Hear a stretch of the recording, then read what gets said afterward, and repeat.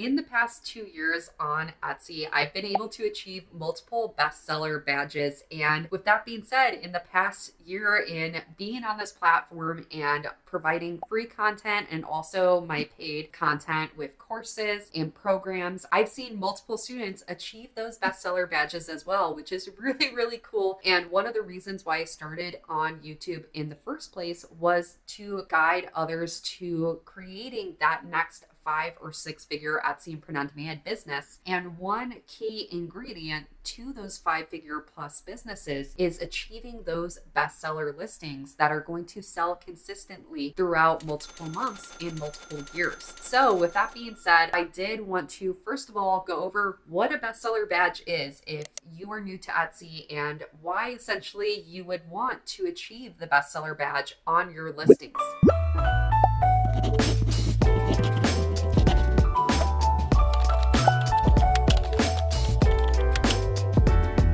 The bestseller badge is a badge that is awarded per product category and per niche on Etsy. An example of achieving this bestseller badge that I can give from my store specifically is I have had one listing that has had 50 sales per month over a span of 6 months. And this is how I found out I got the bestseller badge on my shop. Now, sometimes this can be awarded at a shorter time frame or less sales per month as well. So I don't want to say that the bestseller badge will be awarded for the exact replication of what I've seen in my shop because again, it's dependent on your product category and the niche you're in. So with that being said, having multiple bestsellers on your Etsy shop and business can really boost your sales over time and also bring in traffic consistently into your store, and with consistent traffic equals consistent sales, and it kind of just keeps repeating over time. I've had a bestseller for the past year, and I've had multiple bestsellers for the past year that just keep consistently bringing in those sales. And that's how my store consistently hits over 300 orders every single month just by a few bestsellers alone. So with that being said, if I were to delete all of my listings besides those bestsellers, I would still have a high sale volume Etsy store. And that's why one of the reasons you really want to achieve those bestseller badges, because that can be a great indicator on your long-term growth as an Etsy business. Now that you know why you want to achieve a bestseller badge in your business, I wanted to give my secret recipe on achieving bestsellers throughout time that has really helped my store grow and also has helped my own students grow as they have started on Etsy and scaled their businesses. I have one previous student who started a shop and they grew it from October to now and have hit over 5 figures in their own business, which was really cool to see. And they were a student of my Print on Demand Academy course. This is a course where I teach the fundamentals of marketing and product creation, design creation, and how to effectively scale a Etsy and Print on Demand business from 0 sales to multiple 5 figures to 6 figures in sales. If you'd like to learn more about that program, you can check the links down below. I do recommend, however, to take some of my free content and courses, such as the Print on Demand Crash Course first down below to make sure that this is a right fit for you. If you like the Print on Demand Crash Course and you start an Etsy and Print on Demand business and realize you want some more help over time, that's generally when I recommend the Print on Demand Academy. I don't believe it's for everyone. You don't have to do a paid course in order to get some mega results in your Etsy business, but this is a course I curated specifically for those people who want exact walkthroughs from A to Z and to see those transformations in their own Etsy businesses. Besides that, I'm going to go into my 4 ingredients that create bestsellers that I have found through my time with Etsy and Print on Demand. So the first ingredient is having trendy but relatable designs. Now, I know a lot of people want to usually hop into trends and they may think, oh, the retro groovy fonts and maybe the leopard fonts are really in right now, so I'm just gonna hop into this trend, right? I know I had that assumption as well, where I saw a design that was really trending and I just made so many designs of that one design and I posted it on my Etsy store and saw no sales. Now, here's the thing that I realized in my time on Etsy is you can follow a trend, but with creating trends, is that trend relatable to the product type and niche that you're designing for? That's why I say you need to have a trendy but relatable design that people can relate to and they're passionate about and they want to purchase over time. So that's one ingredient that I have found is key to creating those bestsellers. One example of a bad trend and not relatable trend item is someone creating a leopard dad dog shirt. While the leopard trend may have been in maybe in the past few years, the leopard trend for the dad niche specifically just really won't work. And that's a extreme example of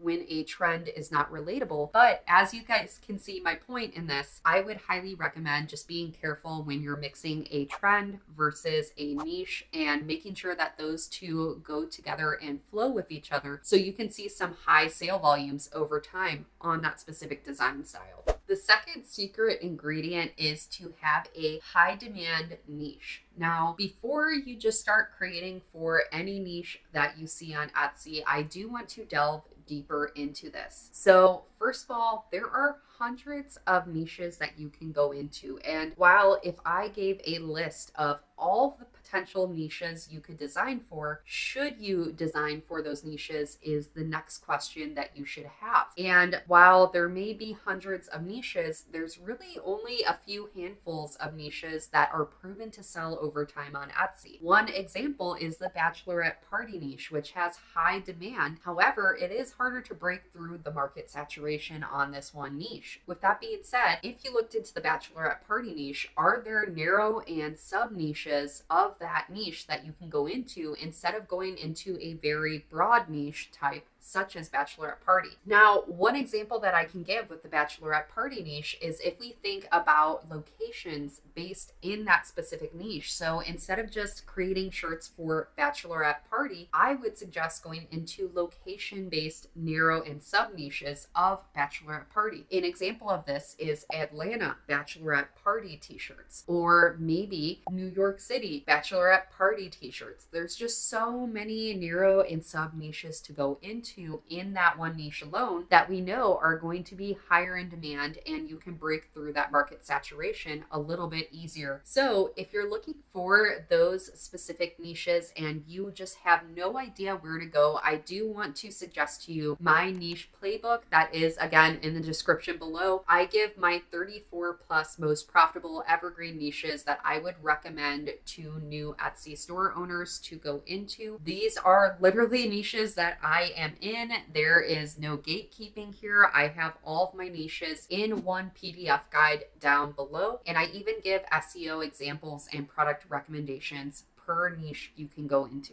The third ingredient to the bestseller recipe that I can give is having a lower saturation product type. Now, you may have heard this on my channel multiple times now, and that's because I will drill it into the end of time of Etsy, because this is so important. And especially if you're a new shop on Etsy and you're posting the same product types and the same niches and the same design styles as other stores, but you're not seeing any sales, it may be the case that maybe that product is just not meant for you to scale and grow on Etsy. Instead of doing t-shirts, let's say for the bachelorette party niche, have you considered doing print-on-demand slippers or maybe print-on-demand tumblers? There's just so many different product types you can design for now. And in fact, there are 1,000 plus product types on Printify, guys. So if you have no idea what to go into, just go onto Printify's catalog and write down those product types that maybe no one else is doing on Etsy yet, or it has very low competition on Etsy. There are just so many different product types and you can get so creative, especially using Printify. By the way, please use code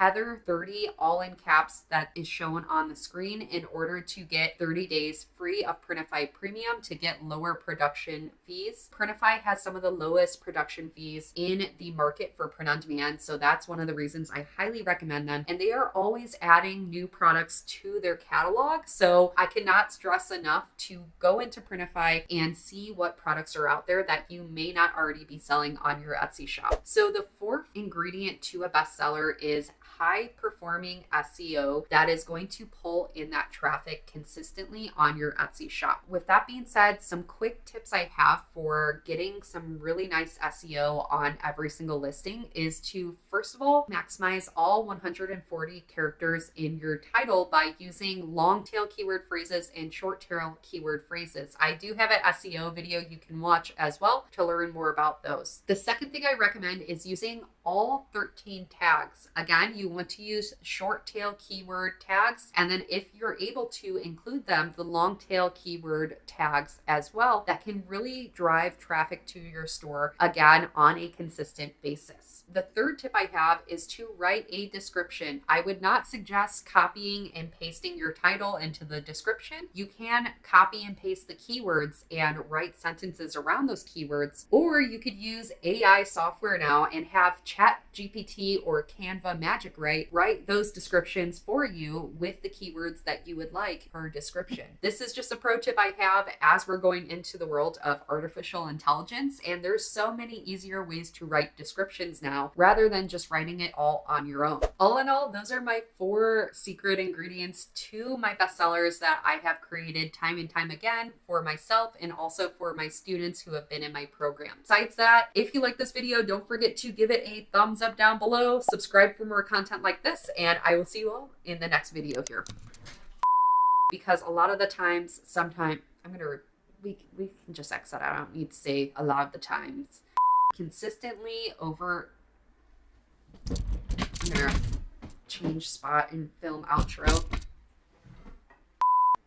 This lighting is not fun. It's not fun at all.